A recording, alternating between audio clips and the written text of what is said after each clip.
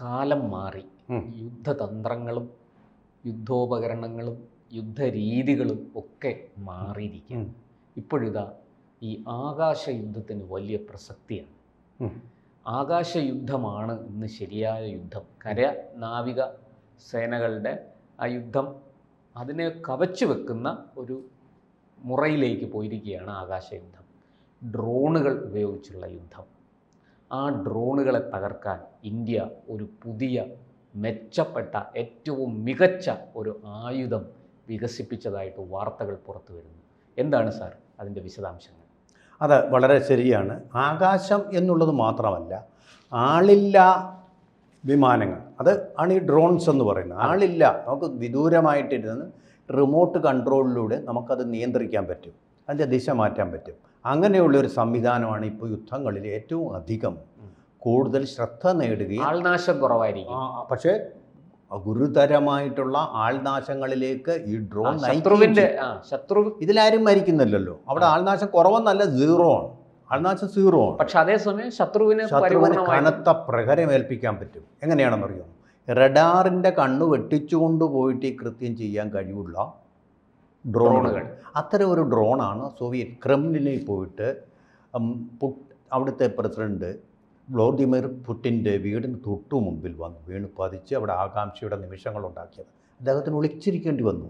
ഈ വിമാനങ്ങൾ വേണ്ട, ആളുകൾ പറത്തിക്കൊണ്ടാണ് ഒസാമ ബിൻ ലാദൻ വിമാനങ്ങൾ കൊടുത്തയച്ചത്. അവിടെ പോയിട്ട് അമേരിക്കയിൽ പോയിട്ട് അവരുടെ വലിയ വേൾഡ് ട്രേഡ് സെൻ്റർ, അവരുടെ അഭിമാനം തകർക്കാൻ വേണ്ടിയിട്ട് അത് ആൾ വെച്ച് അവർ മരിച്ചു പോവുകയും ചെയ്തു. ഞങ്ങൾ സ്വർഗത്തിൽ ഇപ്പോൾ പോകുമെന്ന് വിചാരിച്ച് അവർ നേരെ നരകത്തിലോട്ട് പോവുകയും ചെയ്തു. അത് തീർന്നു. പക്ഷേ ഇപ്പോൾ അങ്ങനല്ല, ഇത് വേണ്ട.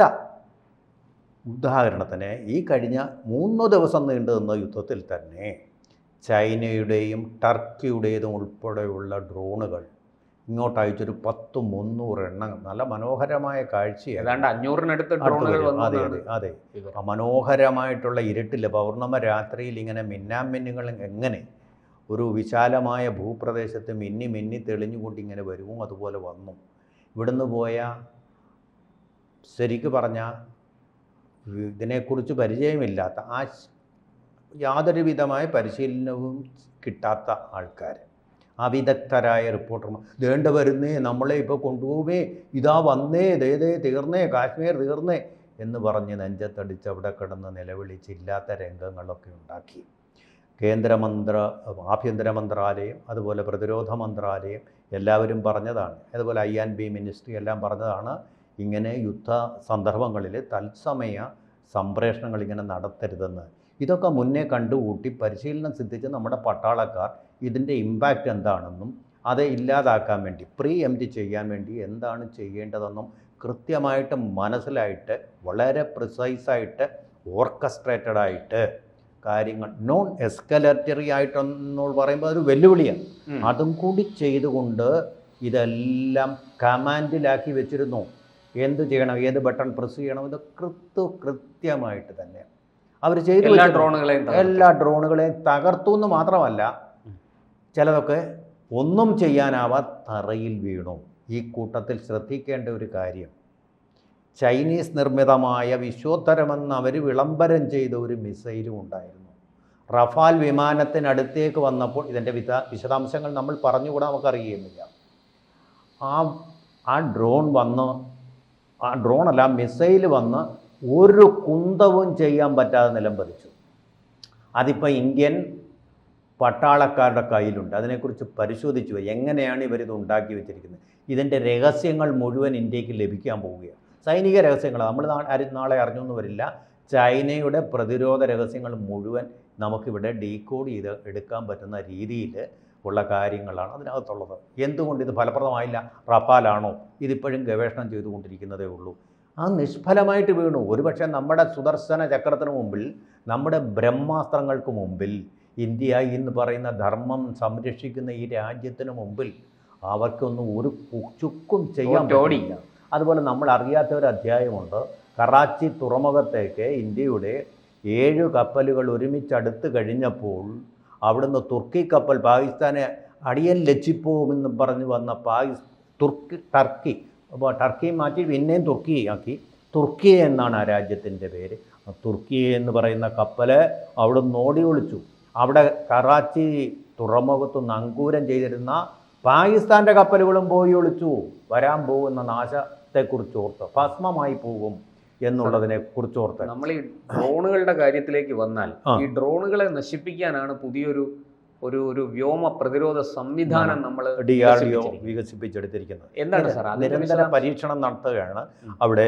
ഇവിടെ കഴിഞ്ഞ ദിവസം ഞാൻ അറിഞ്ഞത് ഒഡീഷയിലെ ഗോപാൽപുരി എന്ന് പറയുന്ന പ്രദേശത്താണ്, കടൽ തീരത്താണ് ഇത് സാധാരണ പരീക്ഷണം നടത്താറുള്ളത്. കാരണം ജനങ്ങൾക്ക്, നമ്മുടെ സിവിലിയൻ ഏരിയസ് ആണല്ലോ മുഴുവനും, അവർക്ക് ഫയറിംഗ് റേഞ്ച് ആർമി എയർ ഡിഫൻസിലെ, അതിന് ചുരുക്കപ്പേര് പറയുന്ന AAD എന്നാണ് പറയുന്നത്. അവിടുത്തെ മുതിർന്ന ഉദ്യോഗസ്ഥരുടെ നിരീക്ഷണത്തിൽ അവർ വെൽ സ്റ്റഡീഡാണ് ഇതിനെക്കുറിച്ച്.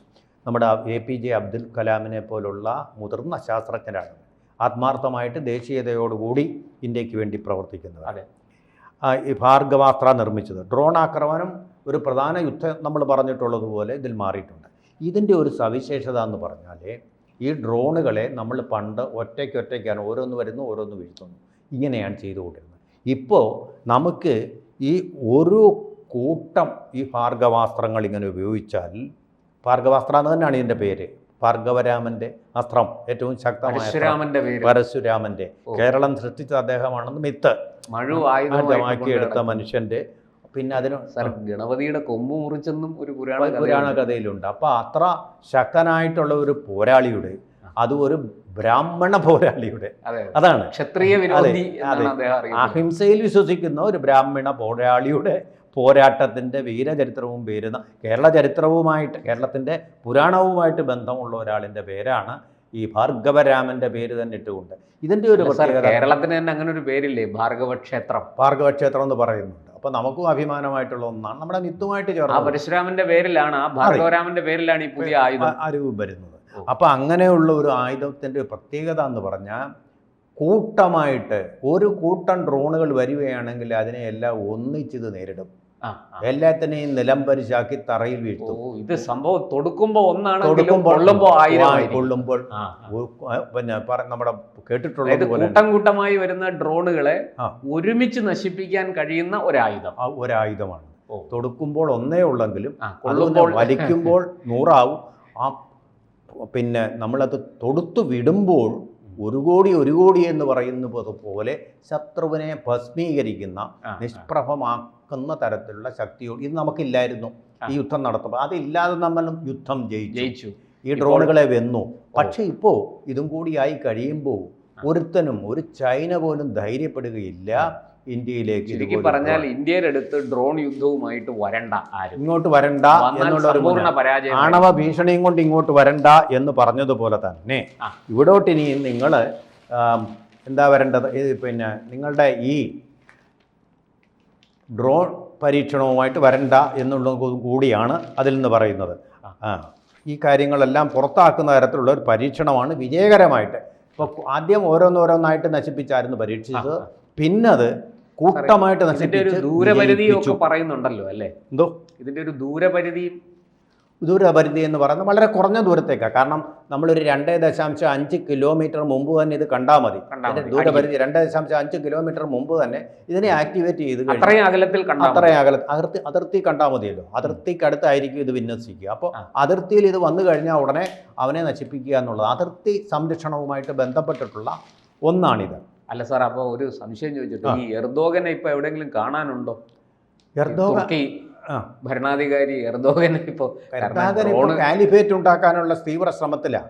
പാകിസ്ഥാനെയും അങ്ങനെയുള്ള അസർബൈജാനെയും ഒക്കെ കൂട്ടിക്കൊണ്ട്, അസർബൈജാനെ അവരാണല്ലോ വെട്ടിമുറിച്ചിട്ട് ആർമേനിയ എന്ന് പറയുന്ന ക്രിസ്തീയ രാജ്യത്തിനൊന്നും കൊടുക്കാതെ എല്ലാം അസർബൈജാന് കൊടുത്തത്. അപ്പോൾ അതിൻ്റെ ഒരു കൂറ് കാണും. അതുകൊണ്ടാണ് തുർക്കിയെ നിൽക്കുന്ന സ്ഥലത്ത് തന്നെ അവരോടൊപ്പം ചേർന്ന് അസർബൈജാൻ എന്ന് പറയുന്ന വെറും ശുഷ്കമായ രാജ്യം, അവിടെ മഞ്ഞല്ലാതെ വേറെ ആയുധങ്ങളൊന്നും ഇല്ലാത്ത രാജ്യവും ഒട്ടിപ്പിടിച്ച് നിൽക്കുന്നത്. പാകിസ്ഥാനും ഇവർ മൂന്നും കൂടെ കാലിഫേറ്റ് രൂപീകരിക്കാനുള്ള ശ്രമമാണ്. കാലിഫേറ്റ് വന്നു കഴിഞ്ഞാൽ ഈ ചൈന എന്ന് പറയുന്ന പാകിസ്ഥാൻ്റെ ഏത് കാലാവസ്ഥയിലും സുഹൃത്തും മുഴുവൻ കാലിഫേറ്റിൻ്റെ ഭാഗമാവണം. കമ്മ്യൂണിസ്റ്റ് ചൈന, നമ്മളൊന്ന് ആലോചിച്ച് നോക്കൂ, ലോകം മുഴുവൻ കാലിഫേറ്റാക്കി മാറ്റാൻ വേണ്ടിയിട്ട് നടക്കുക. ആ ടർക്കിയെ കാരണമാണല്ലോ നമ്മുടെ ഇവിടെ മാപ്പിള ലഹല ഉണ്ടായത്.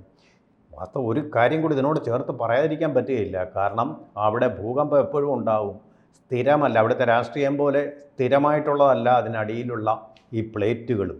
ആ പ്ലേറ്റുകളുടെയൊക്കെ ചലനം സംഭവിച്ച് ആ രാജ്യം ഭൂകമ്പത്തിന് ഭീതിതമായ രീതിയിൽ ഇരയായപ്പോൾ അവിടെ ആളും അർത്ഥവും നൽകി സഹായിക്കാൻ മുന്നിലെത്തിയത് ഇന്ത്യക്കാരായ ഈ പട്ടാളക്കാരാണ് അവിടെ ജീവനുകൾ രക്ഷിച്ചത്.